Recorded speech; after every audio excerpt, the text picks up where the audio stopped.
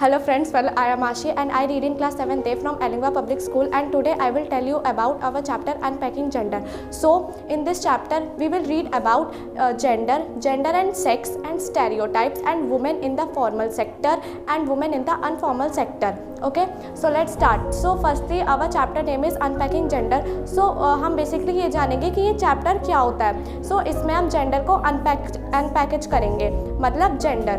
सो हमारा पहला ही टॉपिक है gender. So gender is a state of being male और फीमेल बाय सोशल डिफरेंस. अब आप सोच रहे होंगे कि सोशल डिफरेंस क्या है, तो इसका सारे कनेक्ट मेल और फीमेल से जाता है. मतलब मेल और फीमेल में क्या क्या डिफरेंसेस होते हैं, तो सोशल डिफरेंस का मतलब वही होता है. ठीक है, कि मतलब जैसे वुमेन के लिए बहुत सारे रूल्स एंड रेगुलेशंस होते हैं, लेकिन मेन के लिए कुछ भी नहीं होता. और वुमेन के लिए होता है कि उन्हें कैसे बैठना है, कैसे खाना है, लेकिन मेंस के लिए ऐसा कुछ भी नहीं है. तो वही है हमारा social difference.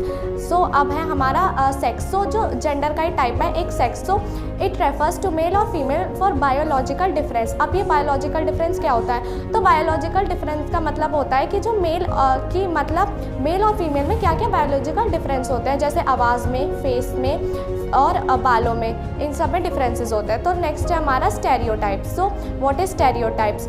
So when we form a fix idea about on a particular thing और place and which is not real is called stereotypes. So इसका मतलब होता है कि जैसे मतलब हम अपने मन में किसी पर्सन को लेकर या फिर किसी चीज़ को लेकर कोई आइडिया क्रिएट कर लेते हैं, मतलब हम अपने मन में एक जजमेंटल क्रिएट कर लेते हैं, लेकिन वो रियल में ऐसा नहीं होता, उसको स्टेरियोटाइप्स बोलते हैं. इसका मैं आपको एक एग्जांपल देती हूँ.